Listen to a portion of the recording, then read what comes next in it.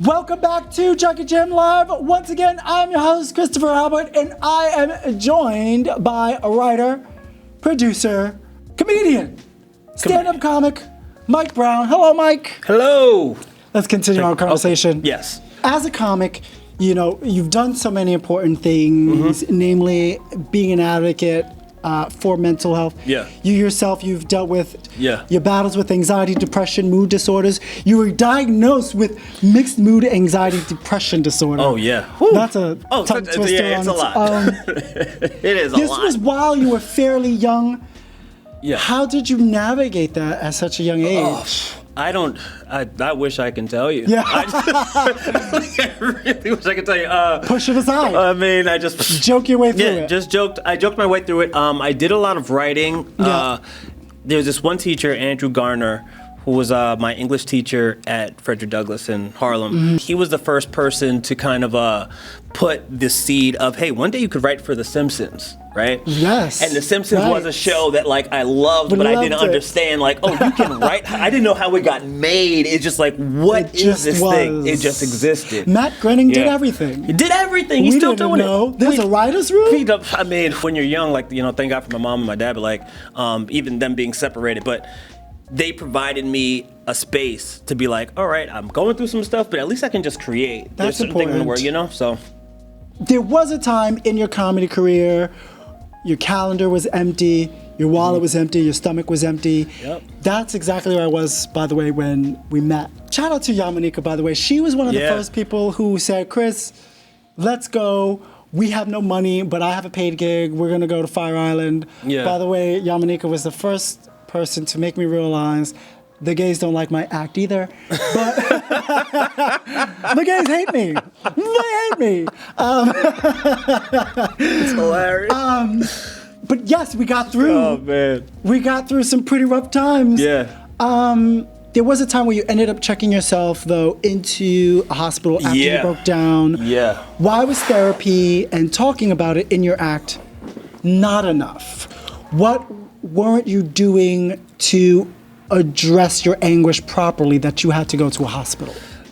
I kept going through this thing where I would get really depressed and feel sad and then act on it. Like, I was in high school, I've acted on it twice and I stopped myself. There was one time. You mean like throw a desk at someone? Like, there's times where I had like the super temper tantrums. There were other times where like I tried to like suffocate myself and that didn't, you know, and I stopped. Attention.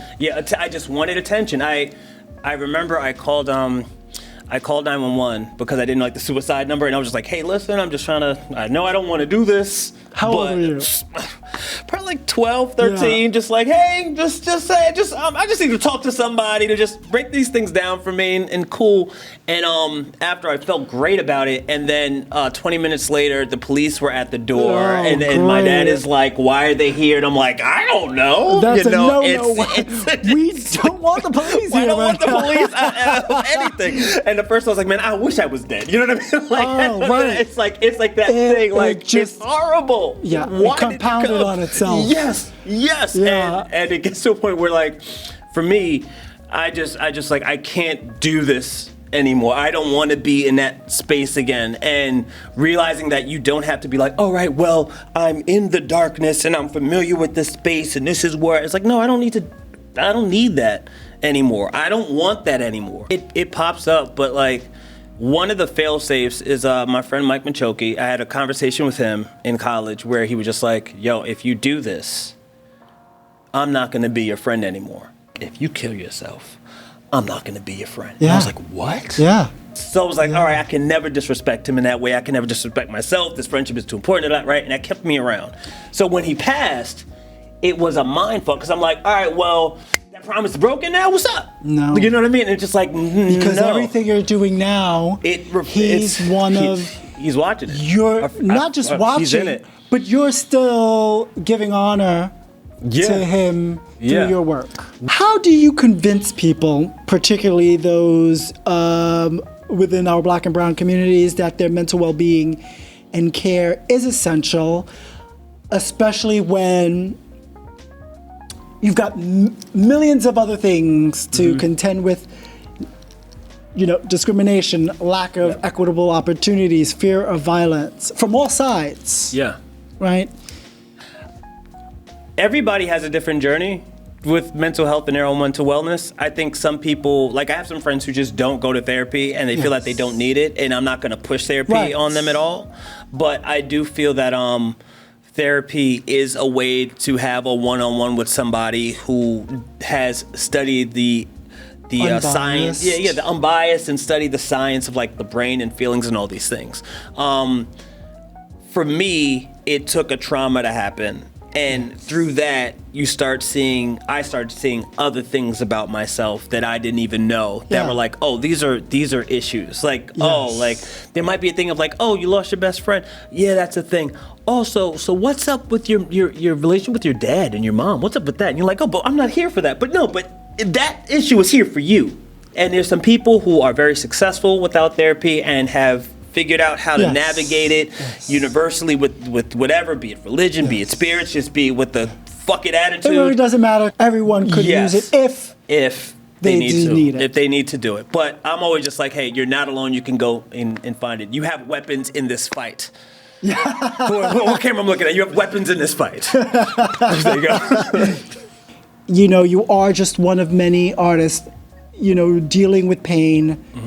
That maybe not everyone knows about, but you know, you still project not just positivity, you're still creating work of substance. One of your inspirations, Chadwick Boseman, passed away at the age of 43, diagnosed with stage 3 colon cancer in 2016.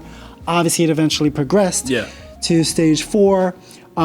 He never spoke about it publicly. About his cancer diagnosis. He just continued to work.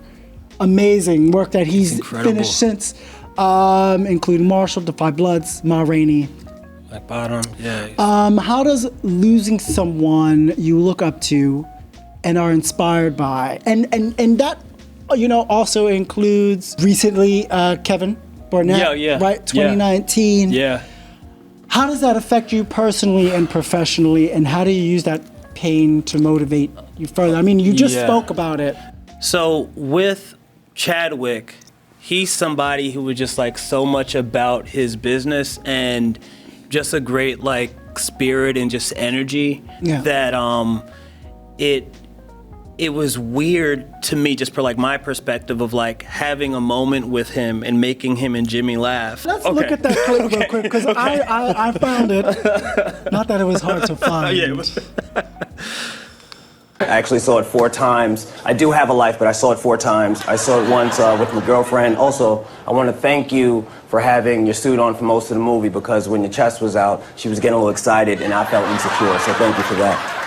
And it means a lot to see a movie that's not like a black movie, but it's just a great American superhero movie with, you know, people that look like me, so thank you. Okay.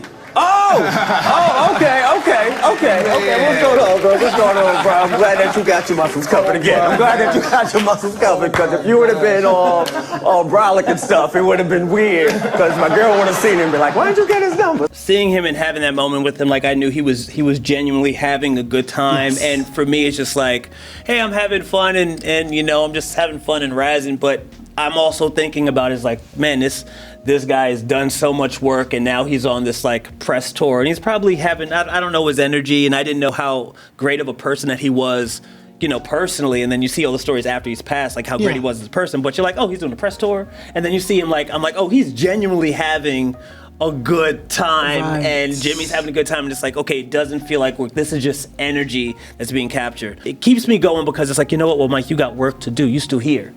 Like, as I'm doing this interview, which is thank you for having me. First of all, I'm really excited to be. I'm like, before, I am so excited. I am so excited. I am so excited. However, I don't know who's watching right now. And so what you're seeing right now was great energy happening back and forth. And I'm not even trying to make you, like, you're probably laughing, having a good time. But I am so happy for this and for what you're going to continue to do. Thank you. And like, you know, it's that. just like we belong here and all this stuff. Well, so there you go. We're going to wrap this up. For anyone looking to find more about Mike Brown, they can go to Instagram or Facebook at Yo Mike Brown. You could also find you on YoMikeBrown.com. By the way, Yes. This will, thank you for coming on the show, makes you officially your second award-winning show What? on television. Career Camera 1. I finally received my award in the mail for the Be Free Awards, which we won a Be Hilarious award for one of my Junket Jam Live specials. This is from Brick TV. They still owe me my award from 2020, but we'll take this one. Shout out to Brick. Shout out to Brick. Shout out to Brick. Brick Arts Media. So Mike, Yes. you're gonna hang out, you're gonna play a game with me. Yeah. Hang out, guys. You are watching Junket Jam Live. We'll be right back.